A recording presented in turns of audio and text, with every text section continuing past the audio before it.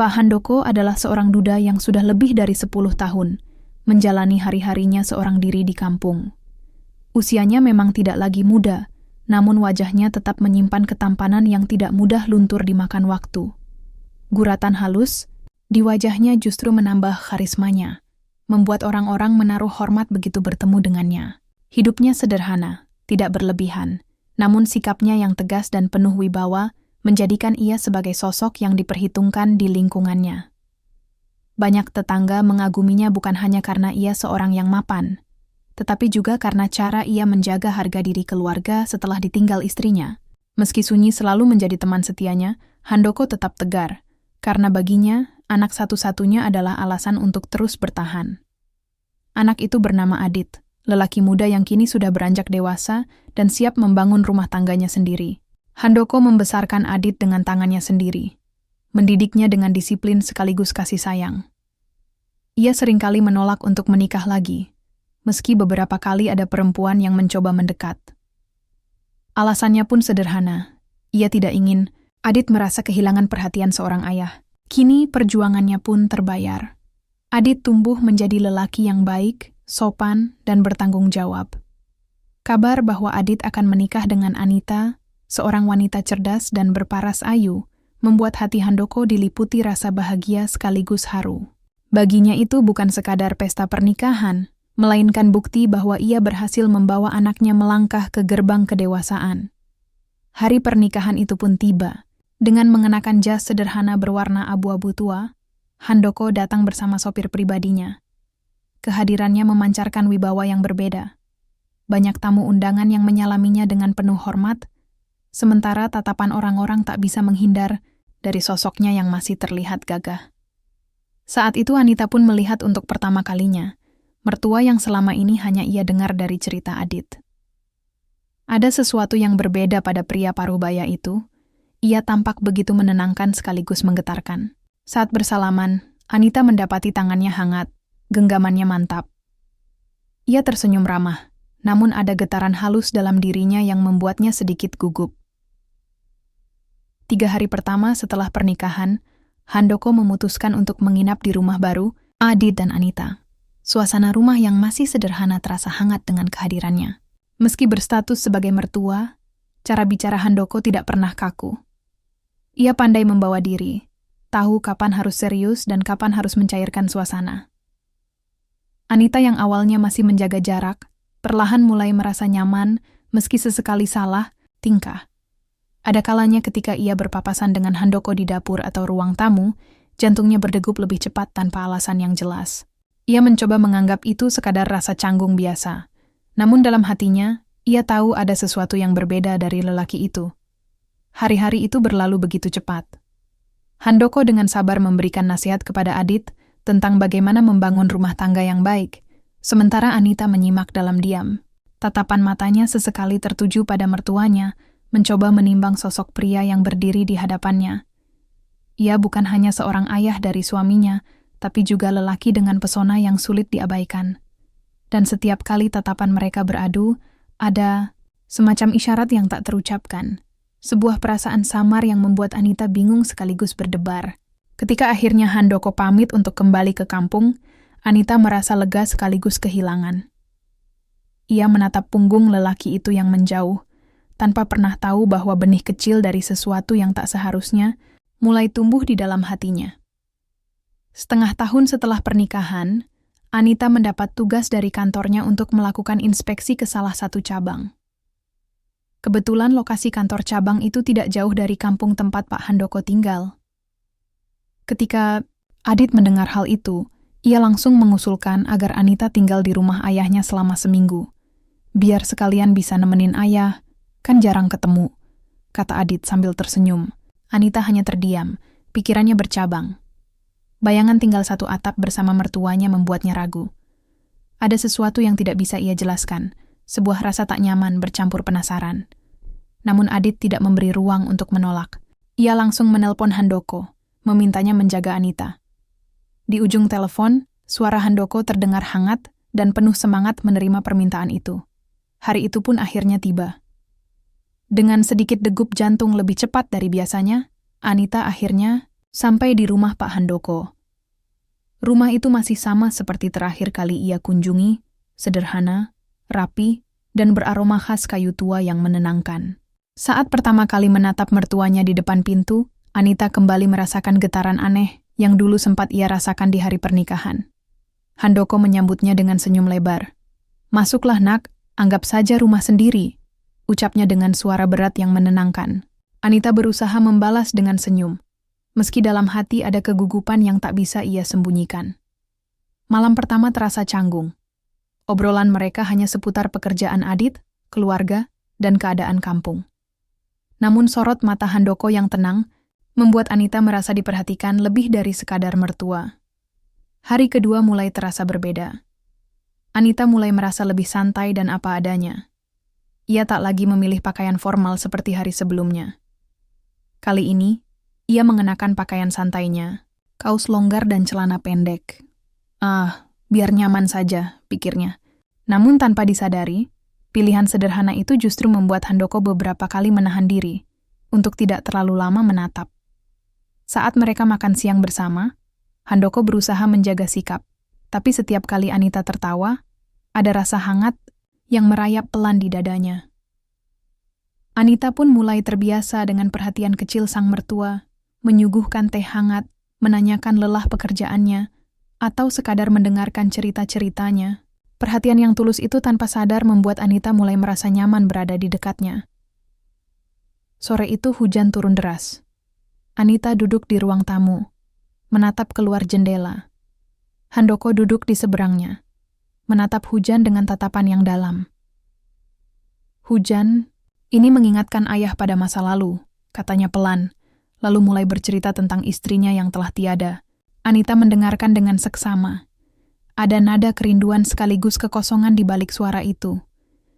Saat Handoko menoleh padanya, mata mereka bertemu. Anita tiba-tiba merasakan sesuatu yang sulit diuraikan, seolah jarak di antara mereka menghilang. Ia buru-buru menunduk, pura-pura memperhatikan cangkir teh di tangannya. Malamnya suasana semakin cair. Mereka duduk berdampingan di ruang tamu, menonton televisi. Obrolan meluas ke hal-hal ringan, mulai dari kisah lucu masa kecil Adit, hingga kejadian sehari-hari di kantor Anita. Handoko ternyata humoris, membuat Anita tertawa lepas berkali-kali. Dalam tawa itu, Anita merasa seolah lupa bahwa ia sedang berbicara dengan mertuanya. Ada saat-saat di mana mereka tertawa bersamaan, lalu saling menatap lebih lama dari seharusnya. Senyum Anita mengembang, sementara tatapan Handoko mengeras, seakan menahan sesuatu di dalam dirinya.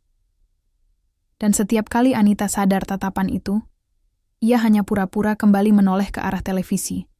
Meski dalam hatinya ada bisikan kecil yang mengatakan bahwa ia mulai menikmati perhatian itu. Hari-hari berikutnya berjalan dengan cara yang aneh. Rasa canggung yang tadinya begitu kuat, kini seolah benar-benar lenyap. Anita mulai terbiasa berjalan di rumah dengan pakaian santai yang sedikit terbuka. Terkadang ia hanya mengenakan kaos tipis santainya dengan celana pendek, atau kaos longgar yang melekat di tubuhnya. Bagi Anita itu hanya kebiasaan yang ia lakukan di rumah bersama Adit. Namun di hadapan Handoko, semuanya terasa berbeda. Handoko berulang kali menundukkan pandangan setiap kali ia melewati ruang tamu, tapi matanya selalu sempat menangkap sekilas sosok yang tidak seharusnya ia kagumi. Malam-malam semakin sering mereka isi dengan obrolan panjang. Anita mulai tertawa, bercerita, dan tanpa sadar mulai memperlihatkan sisi dirinya yang tak pernah ia tunjukkan di depan mertua. Sebuah kejadian sederhana mulai mengusik. Suatu malam setelah selesai mandi, Anita keluar dari kamar mandi hanya dengan handuk melilit tubuhnya. Ia berjalan melewati ruang tamu, di mana Handoko sedang duduk membaca koran. Maaf Yayah, Anita lupa bawa baju," katanya sambil tersenyum kikuk. Handoko hanya terdiam sesaat, matanya refleks mengikuti langkah Anita yang cepat menuju kamar. Sekilas kulit putihnya terlihat di sela kain yang nyaris terlepas. Handoko buru-buru kembali menunduk ke arah koran, meski huruf-huruf di depannya sudah tidak terbaca sama sekali. Malam itu ia gelisah. Bayangan menantunya dalam balutan handuk berulang kali muncul di benaknya, membuatnya sulit tidur. Sementara itu Anita sendiri menyadari sesuatu. Ada tatapan berbeda yang sempat ia tangkap dari mata mertuanya. Tatapan yang membuat darahnya berdesir cepat. Antara malu dan entah mengapa, ia tidak marah. Hari ketiga, sebuah kebiasaan kecil membuka celah baru. Anita sering membiarkan jendela kamarnya sedikit terbuka untuk mendapatkan udara segar. Dari luar terkadang Handoko tanpa sengaja melihat bayangan samar dirinya sedang berganti pakaian. Sekali dua kali ia mencoba berpaling, namun rasa bersalah bercampur rasa ingin tahu membuatnya sulit untuk tidak kembali melirik. Bagi Anita ada kesadaran samar akan kemungkinan itu. Saat ia berganti pakaian dengan lampu kamar menyala, sesekali ia membiarkan siluet tubuhnya tampak jelas dari arah jendela. Suasana sore itu semakin memperkuat kedekatan aneh mereka. Hujan turun deras, suara gemuruhnya menutup sunyi. Anita duduk di ruang tamu sambil menyeduh teh, sementara Handoko berdiri di dekat jendela, memperhatikan butir-butir air yang jatuh. "Ayah pasti sering merasa kesepian ya?" tanya Anita pelan, hampir berbisik. Handoko pun menoleh, menatap wajah menantunya yang serius. Pertanyaan itu seolah mengetuk pintu hatinya yang selama ini ia kunci rapat-rapat. "Kadang," jawabnya jujur. Anita tersenyum tipis, lalu menunduk. Ada kehangatan dalam percakapan itu yang membuat jarak di antara mereka semakin tipis. Tatapan mereka saling bertaut sedikit lebih lama dari seharusnya. Malamnya godaan itu mencapai titik paling berbahaya. Mereka duduk bersebelahan menonton televisi. Sebuah acara komedi membuat mereka tertawa bersama, hingga tubuh Anita tanpa sadar condong lebih dekat ke arah Handoko. Bahunya menyentuh lengan sang mertua, dan bukannya menjauh, Anita membiarkan kontak itu bertahan. Dalam keheningan setelah tawa reda, Handoko menoleh, mendapati wajah Anita hanya beberapa sentimeter dari wajahnya. Mata mereka beradu, senyum kecil muncul di bibir Anita, seolah memberi tanda yang tak terucap. Handoko menghela napas panjang, mencoba menahan diri, namun tangan Anita perlahan bergerak menyentuh punggung tangannya. Sentuhan sederhana itu membuat semua pertahanan luluh seketika. Malam berikutnya terasa berbeda sejak awal. Anita sudah memutuskan untuk tinggal lebih lama, dengan alasan menjaga mertuanya yang katanya kurang enak badan. Adit percaya begitu saja, bahkan merasa tenang karena istrinya bisa menemani ayahnya. Namun bagi Anita, alasan itu hanyalah tameng. Hatinya diliputi rasa berdebar yang sulit ia kendalikan.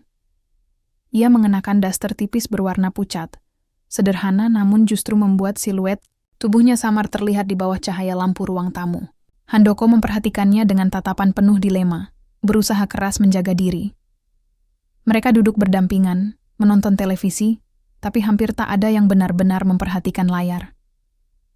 Hening terasa lebih pekat daripada suara acara yang terdengar.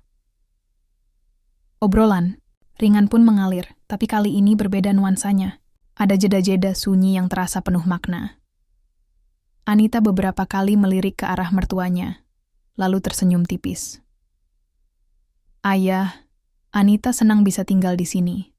Rasanya hangat, meski hanya berdua," ucapnya pelan. Handoko menelan ludah, dadanya bergemuruh mendengar ucapan itu. Ia hanya menjawab singkat, "Ayah juga senang ada teman." Namun sorot matanya tidak bisa menutupi gejolak yang dirasakannya. Saat Anita tiba-tiba menyandarkan kepalanya di bahu Handoko, tubuhnya menegang. Sebuah keakraban yang seharusnya terlarang, kini menjadi nyata di antara mereka. Waktu pun berjalan, lambat. Hanya detak jam dinding yang terdengar jelas di tengah keheningan. Anita terlelap sesaat di bahu mertuanya, napasnya teratur. Handoko menatap wajahnya yang begitu dekat, wajah yang seharusnya ia hormati sebagai istri anaknya. Namun dalam momen itu, batas logika dan moral mulai kabur. Tangannya mulai bergerak, awalnya ragu, menyentuh jemari Anita yang tergeletak di pangkuannya. Anita terbangun pelan, namun bukannya terkejut, ia justru menggenggam tangan itu lebih erat, tidak ada kata-kata. Hanya genggaman yang menjadi jawaban.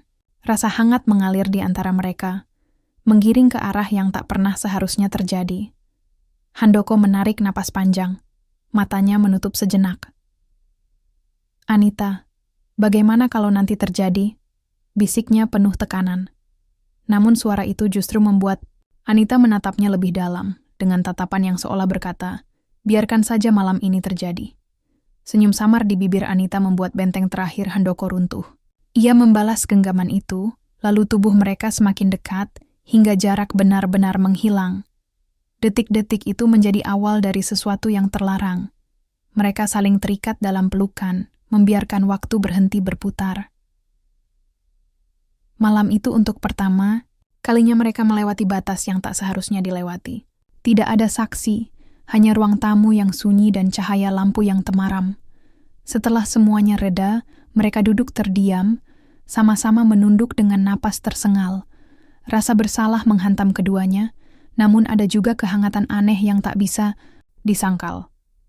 Maafkan ayah, ucap Handoko dengan suara bergetar. Anita menggeleng pelan. Anita juga salah ya, tapi entah kenapa Anita tidak bisa menolak. Esok harinya mereka bersikap seolah tidak ada yang terjadi. Anita sibuk menyiapkan sarapan, sementara Handoko pura-pura asyik membaca koran. Namun setiap kali mata mereka beradu, ada keheningan yang berbeda. Seakan keduanya sama-sama menyimpan rahasia besar. Malam sebelumnya masih membekas begitu kuat. Ada rasa bersalah yang mengganjal, tapi juga ada kerinduan aneh yang justru semakin membara. Anita tahu hari-harinya di rumah itu tinggal sebentar lagi. Dan semakin ia sadar akan kepulangannya, semakin kuat dorongan hatinya untuk merasakan sekali lagi kedekatan yang tak seharusnya. Malamnya suasana kembali menjerat. Kali ini mereka tidak lagi duduk berjauhan. Anita mengenakan daster tipis berwarna biru muda, sementara Handoko hanya memakai kaos polos. Mereka duduk bersebelahan, mencoba menonton televisi, namun tak ada yang benar-benar memperhatikan layar. Handoko membuka suara pelan. Mungkin ini malam terakhir kamu di sini. Anita mengangguk pelan, lalu menoleh dengan tatapan yang sulit dijelaskan. Apa ayah ingin kita mengulang seperti kemarin? Tanyanya hampir berbisik. Pertanyaan itu mengguncang dada Handoko. Ia tak sanggup menjawab, hanya mengulurkan tangan, dan Anita menyambutnya tanpa ragu. Saat itu juga benteng pertahanan terakhir runtuh lagi. Mereka kembali larut, kali ini di kamar Anita. Sunyi malam menjadi saksi bisu, hanya terdengar detak jantung dan suara napas yang bercampur. Tidak ada protes dan juga tidak ada keraguan, hanya ada perasaan ingin mengulang kebersamaan yang sudah telanjur membuat mereka terbiasa. Waktu seakan berjalan cepat, hingga akhirnya mereka terbaring dalam diam. Anita menatap langit-langit, sementara Handoko terlihat memegang kepala. Kita tidak boleh seperti ini terus, nak, ucapnya lirih. Anita akhirnya menoleh. Aku tahu, ya, tapi aku juga tidak bisa menghapus perasaan ini begitu saja. Pagi pun akhirnya tiba. Anita membereskan koper, sementara Handoko hanya bisa duduk di ruang tamu, menatap kosong ke arah pintu. Setiap langkah yang diambil Anita terasa berat. Sebelum benar-benar berangkat, ia duduk di samping mertuanya. Ayah, terima kasih sudah mau menerima Anita di sini. Maaf juga untuk semua yang terjadi. Suaranya bergetar, seolah menahan sesuatu yang ingin ia katakan tapi tak berani. Handoko meraih tangannya erat, menatap dalam-dalam. Jangan salahkan dirimu sendiri. Anggap saja, ini rahasia kita, yang akan kita bawa sampai kapanpun. Ucapan itu membuat Anita terisak, namun ia hanya mengangguk tanpa kata. Saat mobil jemputan kantor datang, Anita memeluk mertuanya dengan erat. Pelukan itu lebih lama dari biasanya, seolah enggan dilepaskan. Apa nanti kamu bisa menyempatkan datang lagi? Tanya Handoko lirih, nyaris tak terdengar.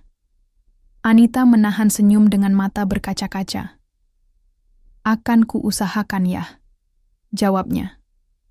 Mereka melepaskan pelukan dengan berat hati. Anita melangkah pergi, meninggalkan rumah yang kini kembali sunyi. Handoko berdiri di ambang pintu, menatap punggung menantunya yang menjauh. Hatinya penuh rasa bersalah, sekaligus kerinduan yang membakar. Ia tahu kisah itu seharusnya berakhir di sana. Namun entah mengapa di sudut hatinya yang terdalam, ia berharap takdir memberi mereka kesempatan untuk bertemu lagi, meski hanya sekali saja.